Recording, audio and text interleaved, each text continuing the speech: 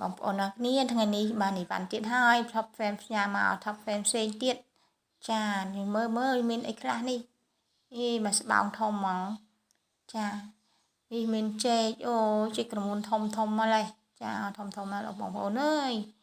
នេះប៉ុន្តែអត់ទាន់ទុំទេចាំពេលយើងទុំយើងស្ងោរញ៉ាំចាហើយបន្ទាប់មកទៀតមានអីទៀតណោះអូព្រីងចាព្រីងមកកៅម៉ែធំម្លេះអូឈ្ងុយហ្មងជាតិហ្មងមើលតិចទៀតញ៉ាំអីមើលចាអីទៀតនេះមានទឹកមុំទៀតបងប្អូនសបោអីញ៉ាំមិនគ្រីងខ្ញុំអត់សូវ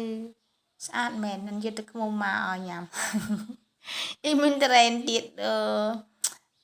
អរគុណសាប់ហ្វេណាតែងតែស្រឡាញ់ចូលចិត្តនាងខ្ញុំចាតែងតែផ្ញើវ៉ៃឲ្យខ្ញុំជាបន្តបន្ទាប់ចាអរគុណច្រើនជូនពរសុខភាពល្អដល់អ្នកគ្នាចាជំរាបលាជួបគ្នាវីដេអូក្រោយបាយបាយ